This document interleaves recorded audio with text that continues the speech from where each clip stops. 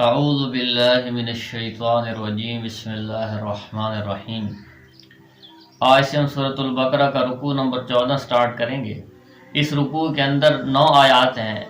سورۃ البقرہ کی آیت نمبر 113 سے 121 تک۔ سب سے پہلے آیت نمبر 113 ہے۔ اس آیت مبارکہ کے اندر یہودیوں اور عیسائیوں کی ایک برائی بیان کی گئی ہے کہ اصل میں یہود حضرت موسیٰ علیہ السلام کے ماننے والوں کو کہا جاتا ہے جو تورات پر ایمان رکھتے ہیں، موسیٰ علیہ السلام کو اپنا نبی مانتے ہیں، لیکن یہود عیسیٰ علیہ السلام کا انکار کرتے ہیں، حالانکہ ان کی کتاب تورات کے اندر عیسیٰ علیہ السلام کے متعلق پیشین گوئیاں موجود ہیں، نشانیاں موجود ہیں کہ عیسیٰ علیہ السلام آئیں گے، لیکن اس کے باوجود وہ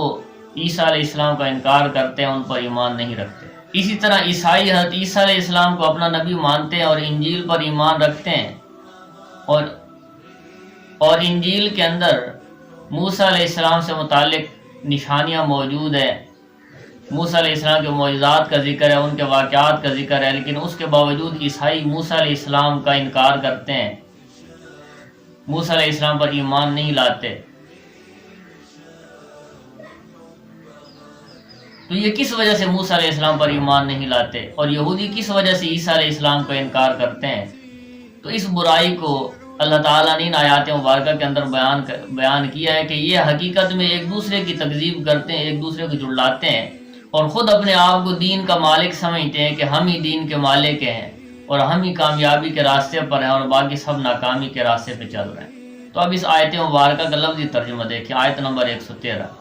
وقالت الیہود، اور یہودیوں نے کہا، لیست النصارى، کہ نہیں ہے عیسائی، نصارہ عیسائیوں کو کہا جاتا ہے، نہیں ہے عیسائی، علی شیء، کسی چیز پر، یعنی حق پر نہیں ہے۔ وقالت النصارى، اور عیسائیوں نے کہا، لیست الیہود علی شیء، کہ یہودی کسی چیز پر نہیں ہے، یعنی حق پر نہیں ہے۔ وہم یتلون الکتاب، اور حال یہ ہے کہ وہ کتاب، آسمانی کتاب پڑھتے ہیں، یعنی یہودی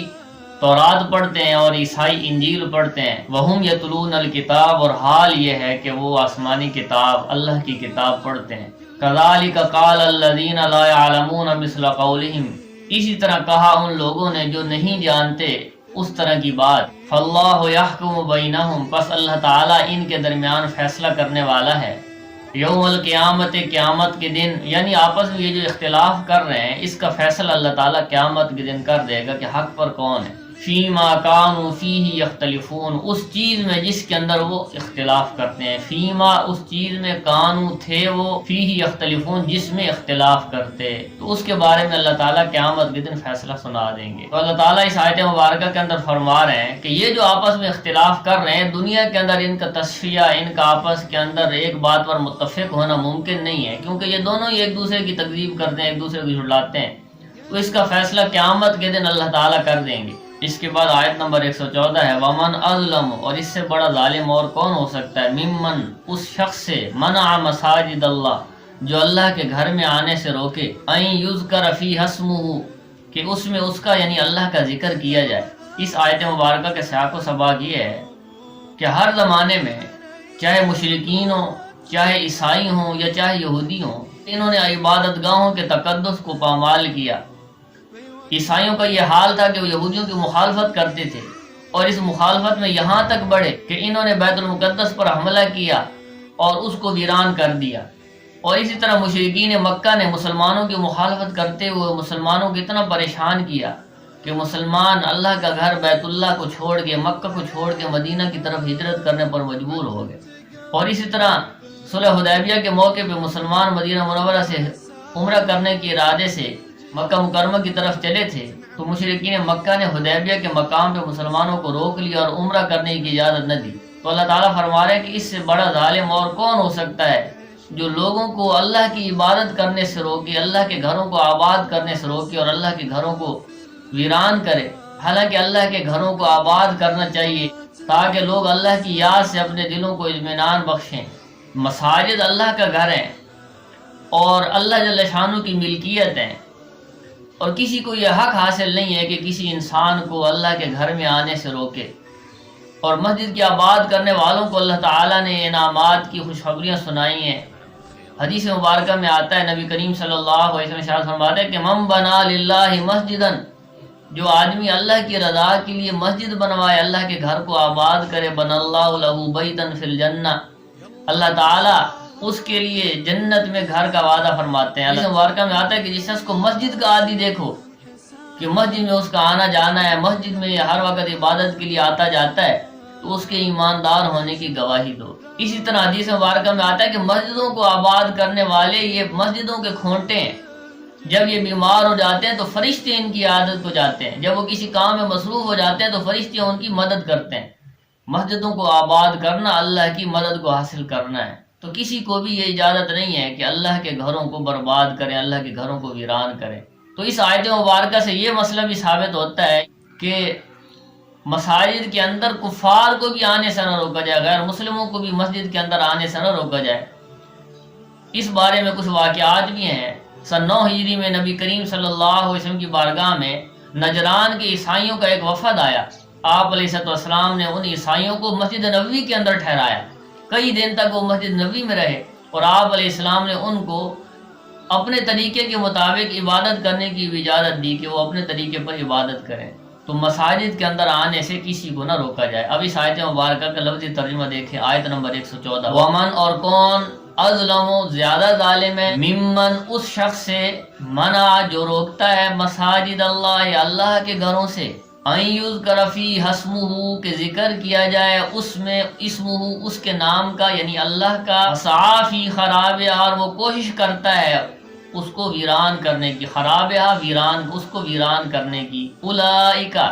یہی لوگ، ما کان لہم نہیں ہے ان کے لیے، ان یدخلوها کہ وہ داخل ہوں ان مساجد میں، الا خائفین مگر ڈرتے ہوئے، یعنی اللہ کے عذاب سے ڈرتے ہوئے داخل ہونا چاہیے۔ یعنی ان لوگوں کو حق نہیں ہے کہ ان مساجد میں داخل ہوں مگر ڈرتے ہوئے۔ لہم فی الدنیا خزی، ان لوگوں کے لیے جو دوسروں کو اللہ کے گھر میں آنے سے روکتے ہیں،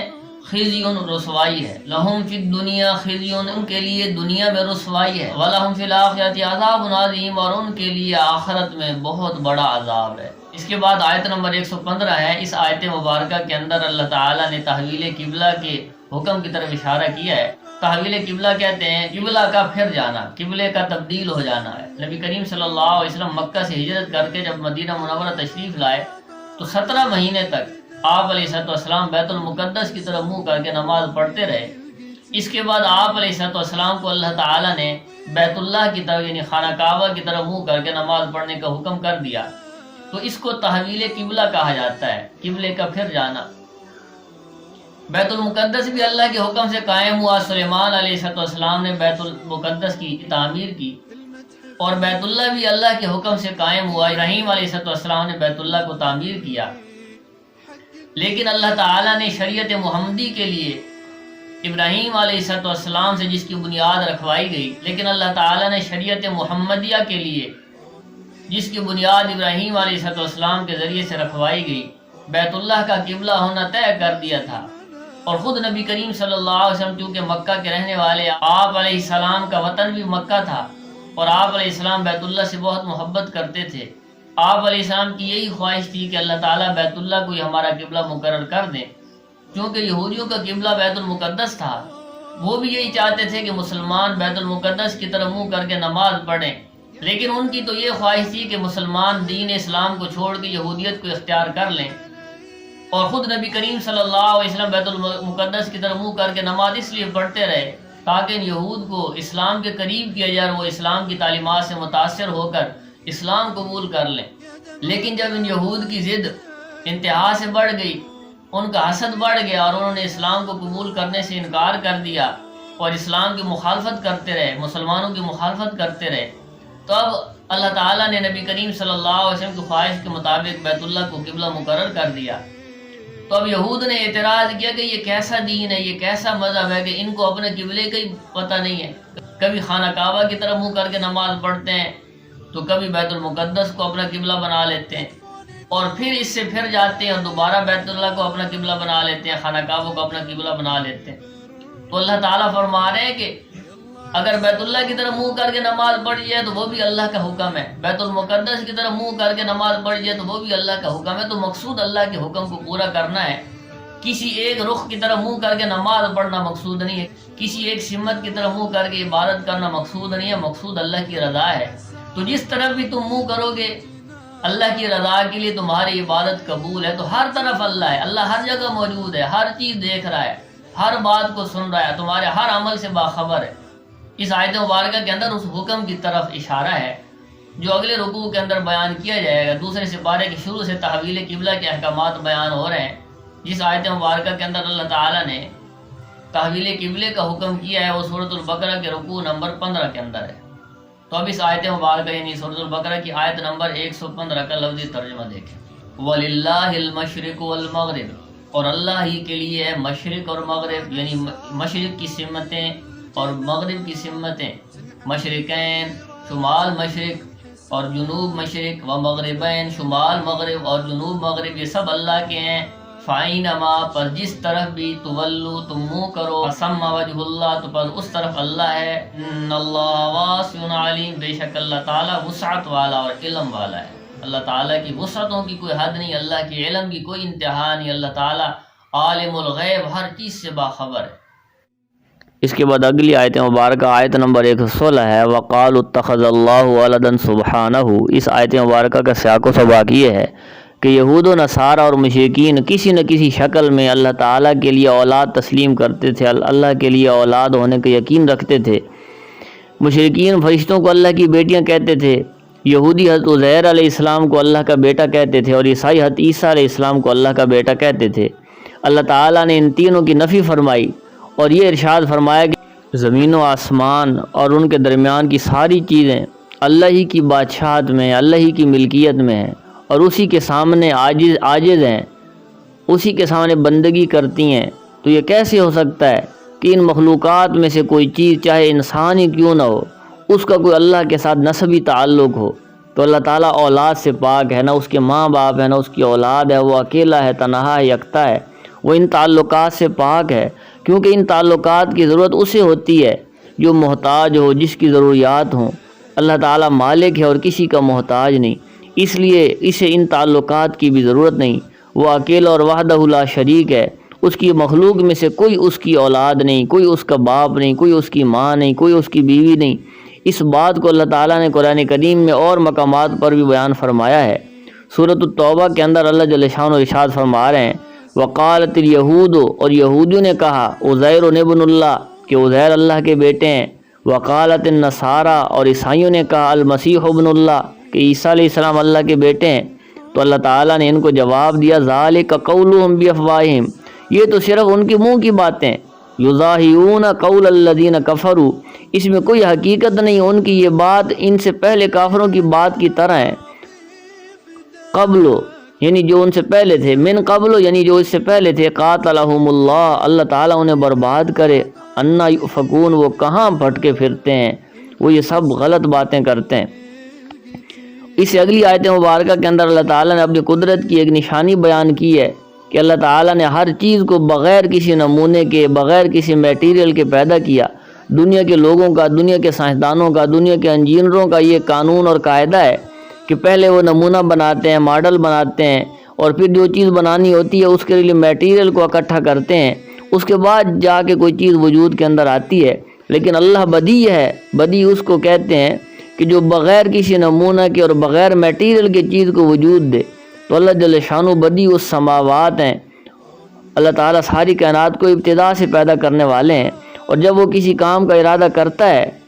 تو اسے کسی کی مدد کی ضرورت نہیں ہوتی، بلکہ وہ اسے صرف یہ حکم دیتا ہے کہ ہو جا، کن ہو جا فیکون، تو بس وہ کام ہو جاتا ہے۔ اب ایسی قدرت کے مالک کے لیے کسی کی محتاجگی کی ضرورت نہیں، ایسی قدرت کے مالک کے لیے محتاجگی کی نشانی بیٹا یا اولاد ثابت کرنا، یہ کہاں کی عقل مندی ہے۔ تو اس آیت مبارکہ کا لفظی ترجمہ آپ ملاحظہ فرمائیں، وقالوا اتخذ اللہ ولدا سبحانہ، اور کہا انہوں نے کہ پکڑی ہے اللہ نے اولاد، سبحانہ پاکی ہے اس کو۔ وقالوا اتخذ اللہ، اور انہوں نے کہا کہ اللہ تعالیٰ نے پکڑی ہے ولدن اولاد، سبحانہ اللہ کے لیے پاک، یعنی اللہ تعالیٰ ان کی اس بات سے پاک ہے۔ بل لہو، بلکہ ہے اس کے لیے ما فی السماوات والارض، جو کچھ ہے آسمانوں میں اور زمین میں، کل لہ قانتون، ہر چیز اس کے لیے مطیع ہے، ہر چیز اس کے سامنے عاجز ہے، اس کی بندگی کر رہی ہے۔ بدیع السماوات والارض، وہی پیدا کرنے والا ہے آسمانوں کا اور زمین کا۔ وَإِذَا قَضَىٰ أَمْرًا، اور جب وہ فیصلہ کرتا ہے کسی کام کے کرنے کا، فَإِنَّمَا يَقُولُ لَهُ، تو پس وہ اسے کہتا ہے کن ہو جا، فیکون، تو پس وہ ہو جاتا ہے۔ وقال الذین، اور کہا ان لوگوں نے، لا يعلمون، جو نہیں جانتے، لولا، کیوں نہیں، یکلمنا اللہ، اللہ ہم سے بات کرتا، او تأتینا آیا، یا کیوں نہیں آتی ہمارے پاس کوئی نشانی، کذالک، اسی طرح، قال الذین من قبلہم، کہا ان لوگوں نے جو ان سے پہلے تھے، مثل قولہم، انہی کی طرح کی بات، تشابہت قلوبہم، ان کے دل آپس میں ملتے ہیں، یعنی جیسے ان کے آباء و اجداد کے دل تھے، ان کے دل بھی اسی طرح ہیں۔ قد بینا، تحقیق کے ساتھ ہم نے بیان کر دی ہیں، دکھا دی ہیں، آیات، نشانیاں، قد بینا الآیات، تحقیق کے ساتھ ہم نے بیان کر دی ہیں نشانیاں، لقوم، ایسی قوم کے لیے، یوقنون، جو یقین رکھتے ہیں، یعنی جو ایمان لانا چاہتے ہیں ان کے لیے تو اللہ تعالیٰ نے بے شمار نشانیاں دکھا دی ہیں، نبی کریم صلی اللہ علیہ وسلم کی حقانیت کی، آپ کی نبوت کی، تو اگر وہ ایمان لانا چاہتے تو ایمان لے آتے، لیکن ضد اور اناد کی وجہ سے ایمان نہیں لاتے۔ اس کے بعد اگلی آیت کے اندر نبی کریم صلی اللہ علیہ وسلم کو تسلی دی جا رہی ہے، کیونکہ رسول اللہ صلی اللہ علیہ وسلم دن رات دعوت کے کام میں لگے ہوئے تھے، اور آپ علیہ السلام کی یہ خواہش تھی کہ تمام لوگ ایمان لے آئیں۔ آپ علیہ السلام یہ چاہتے تھے کہ یہود بھی ایمان لے آئیں، لیکن رسول اللہ صلی اللہ علیہ وسلم کی مسلسل محنت کے باوجود جب لوگ مخالفت کرتے اور آپ پر ایمان نہ لاتے تو آپ علیہ السلام کو پریشانی ہوتی، آپ علیہ السلام افسردہ اور غمگین ہو جاتے۔ تو اللہ تعالیٰ اس آیت مبارکہ کے اندر رسول اللہ صلی اللہ علیہ وسلم کو تسلی دے رہے ہیں کہ آپ کا کام تو اللہ کا پیغام لوگوں تک پہنچا دینا ہے، لوگوں کو اللہ سے ڈرانا ہے، لوگوں کو اللہ کے عذاب سے ڈرانا ہے، اور ہدایت اللہ کے ہاتھ میں ہے۔ اگر وہ لوگ ایمان نہیں لاتے تو اس سے آپ کا کوئی نقصان نہیں ہے، آپ اس کے بارے میں غمگین اور پریشان نہ ہوں۔ تو اس آیت مبارکہ کا لفظی ترجمہ دیکھیں، آیت نمبر 119، اِنَّا، بے شک ہم نے، ارسلناک، آپ کو بھیجا ہے، بالحق، حق کے ساتھ، بشیرا و نذیرا، خوشخبریاں سنانے والا اور ڈرانے والا، ولا تسأل، اور نہیں پوچھا جائے گا آپ سے، عن اصحاب الجحیم، جہیم والوں کے بارے میں۔ جہیم جہنم کا ایک طبقہ ہے، جہنم کا ایک حصہ ہے جس کو جہیم کہا جاتا ہے۔ ولا تسأل عن اصحاب الجحیم، اور آپ سے نہیں پوچھا جائے گا دوزخ والوں کے بارے میں۔ اس کے بعد اگلی آیت مبارکہ کے اندر بھی یہود و نصارہ کا ذکر ہے۔ نبی کریم صلی اللہ علیہ وسلم محنت فرماتے رہے کہ یہ دین اسلام پر ایمان لے آئیں، رسول اللہ صلی اللہ علیہ وسلم کی نبوت کو تسلیم کر لیں، لیکن اس کے باوجود انہوں نے مخالفت کی۔ آپ علیہ السلام سے مختلف قسم کے سوالات کرتے، مختلف قسم کی نشانیوں کا مطالبہ کرتے، آپ علیہ السلام کے معجزات کو اپنی آنکھوں سے دیکھتے، لیکن اس کے باوجود ایمان نہ لائے۔ تو اللہ تعالیٰ فرما رہے کہ یہود و نصارہ آپ علیہ السلام پر ایمان لانے والے نہیں، بلکہ ان کی تو یہ خواہش ہے کہ تم اسلام کو چھوڑ کے یہودیت اختیار کر لو۔ تو اس آیت مبارکہ کے اندر مسلمانوں کو بھی یہ نصیحت کی جا رہی ہے کہ یہود تو ایسی قوم ہے جو محمد عربی صلی اللہ علیہ وسلم پر، جو تمہارے نبی تھے، نبی آخر الزمان تھے، ان سے راضی نہ ہو سکے تو یہ تم سے کیسے راضی ہوں گے؟ تو اس لیے کبھی بھی یہود و نصارہ کا ساتھ نہ دو، کبھی بھی یہود و نصارہ کے ساتھ دوستی نہ کرو، ان کا ساتھ نہ دو۔ وہ تمہیں مذہب سے، دین سے انتہائی دور لے جائیں گے، کیونکہ وہ تمہارے دین کے، مذہب کے دشمن ہے، اسلام کے دشمن ہے۔ اسلام کو مٹانا، اسلام کے خلاف سازشیں اور کوششیں کرنا، یہی ان کا کام ہے۔ تو اس آیت مبارکہ کا لفظی ترجمہ دیکھ، ولن، اور ہرگز نہیں، ترضا، راضی ہوں گے، ولن ترضا، اور ہرگز راضی نہ ہوں گے، عنک الیہود، آپ سے یہود، ولن نصارا، اور نہیں عیسائی، حتی تتبع ملتہم،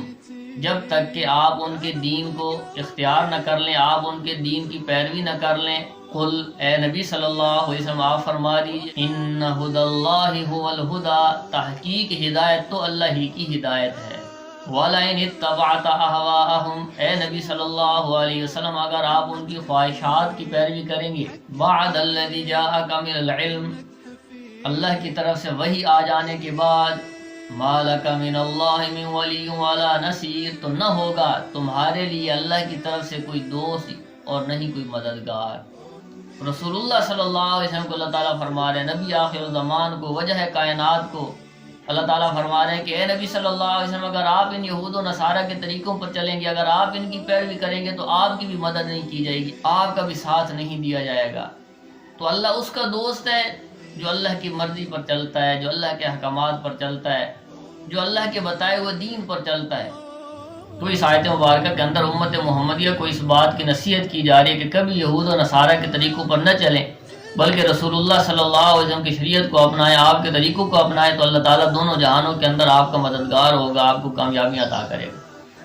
اگلی آیت مبارکہ کے اندر اللہ تعالیٰ نے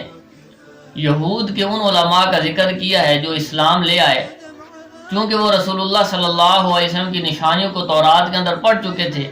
تو تورات کی بتائی ہوئی نشانیوں کو دیکھ کے رسول اللہ صلی اللہ علیہ وسلم پر ایمان لے آئے۔ تو اللہ تعالیٰ فرما رہے ہیں کہ یہی لوگ ہیں جو حقیقی معنوں کے اندر تلاوت کرتے ہیں، حقیقی معنوں میں آسمانی کتاب کو پڑھتے ہیں، کیونکہ آسمانی تعلیمات کا مقصد ان پر عمل کرنا ہوتا ہے۔ تو جو لوگ آسمانی تعلیمات کو پڑھ کے ان پر عمل نہیں کرتے ہیں تو حقیقی معنوں میں وہ پڑھنے والے نہیں ہیں۔ تو اس آخری آیت مبارکہ کا لفظی ترجمہ دیکھیں